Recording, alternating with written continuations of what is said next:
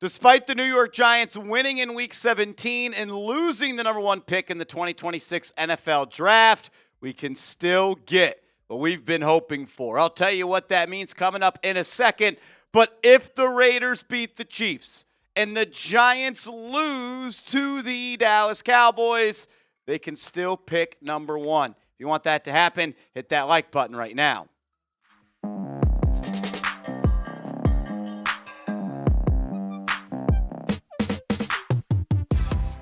This is New York Giants Now by Chat Sports, and I am your host, Marshall Green. If you want free videos every single day, subscribe to the channel.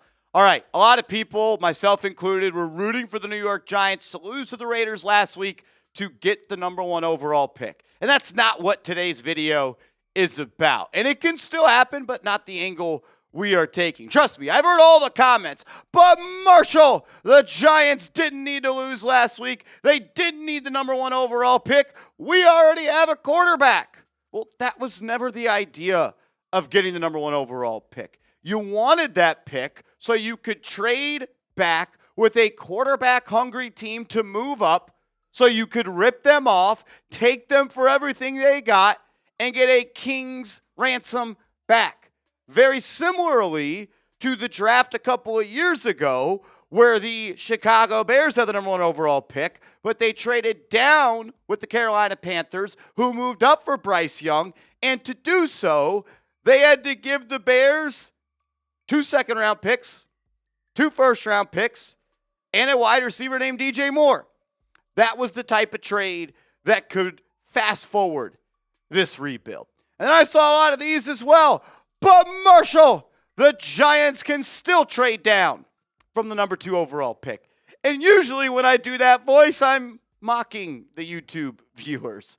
But the people that said it, you were actually on to something. After I was done coping and crashing out on Sunday, I went and did some research. And I saw that the number 2 pick in the NFL Draft has been traded 4 times since the 2012 NFL Draft. So in the last 13 years, number 2 pick has been traded 4 times. Let's do a little history lesson here. All you have to do is go back to the 2025 draft, where the Jacksonville Jaguars wanted to move up from pick number 5 to select Travis Hunter. They gave up a haul to go and do so. They received the number 2 pick, and they received a 4th-round pick, number 104. But they had to give up a first-round pick, a 2nd-round pick, a 4th-round pick, and a future 1st-round pick. They got a haul, and it wasn't even for a quarterback. And that is why everybody should be rooting for the Oregon Ducks and Dante Moore to have a heck of a college football playoff, and for Fernando Mendoza to continue to do what he is doing. If this draft becomes a 2 QB draft instead of what seems like the Fernando Mendoza sweepstakes, that is only going to increase the trade package the New York Giants are going to get. So root for Oregon, root for Dante Moore to have success, and then pray that he declares for the draft. I believe if he is going to go number 1 or number 2, he's going to come out. He's not passing up $50 million guaranteed. Now, if there is 2 quarterbacks, the trade price, it goes up, like it did in 2017 when the Chicago Bears held the number 3 pick, but they wanted to move up to the number 2 pick to go and get Mitchell Trubisky.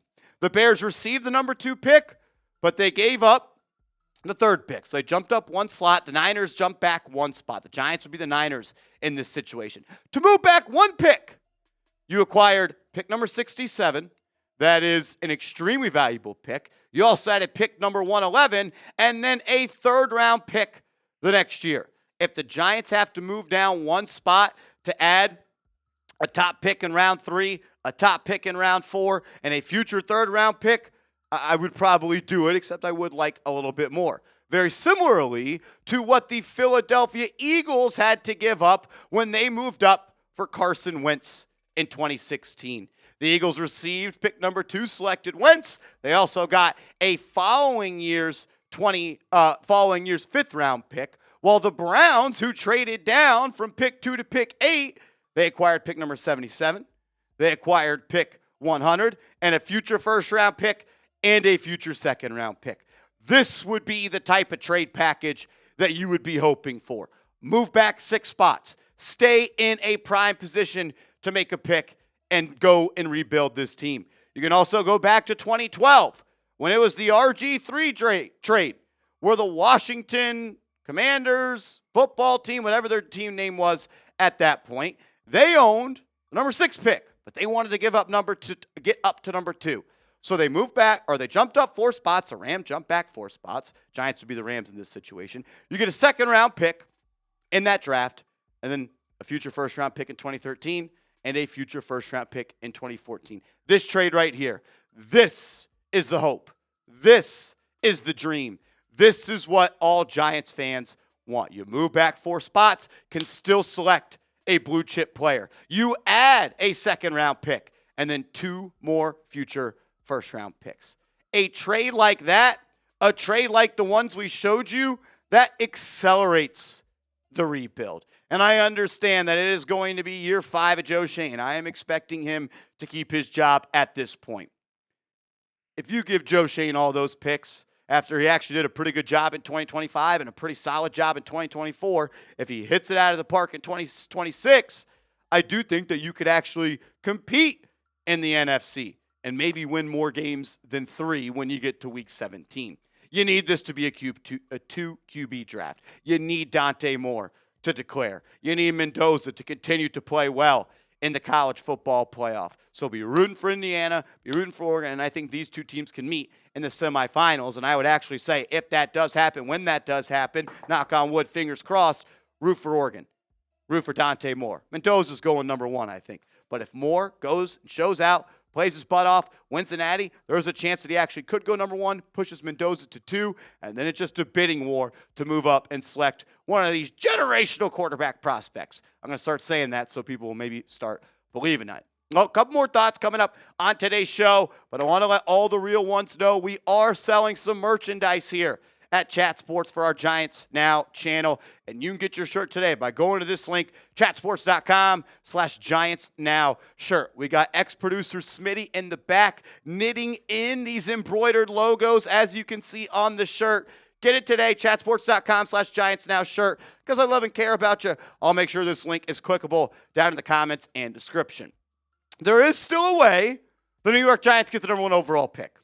There is. I don't know how likely it is.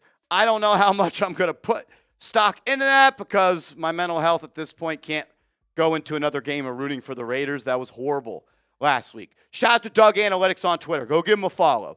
You can follow this chart. Week 18 result.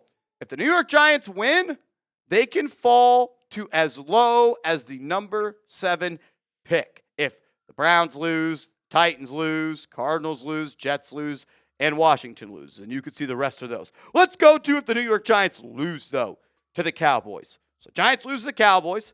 Let's say the Las Vegas Raiders lose. You're locked into the number 2 pick. If you lose, the lowest you could pick is number 2. If you lose and Las Vegas wins, then you need at least 2 of the following to occur. Seattle beats San Fran, Cleveland beats Cincy, Atlanta beats New Orleans, Chicago beats Detroit. If 2 or more of those things happen, Giants pick number 1.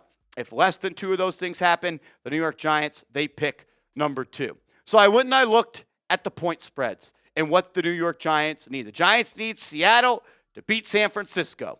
Well, luckily, Seattle is 1.5-point favorites in that game. The Giants also need the Browns to beat Cincy. Well, Cincy's 7.5-point favorites. That's probably not going to happen. It could. Didn't think they'd beat the Steelers last week. Saints at Falcons. Falcons minus 3.5.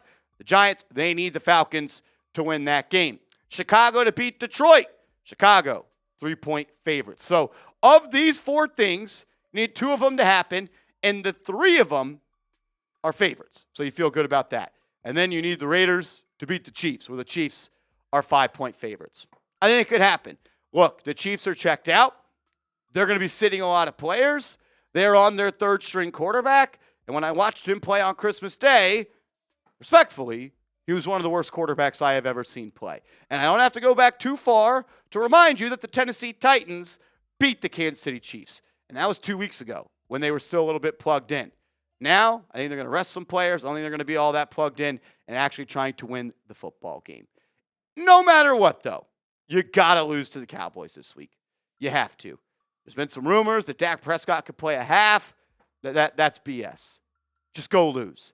You've lost a lot of games over the last 2 years. You know how to do it better than anybody, considering you have the worst record in the NFL in the last 2 years. Make sure you are following me over on social media. The dream is still alive. Get a top pick, trade down, and build for the future.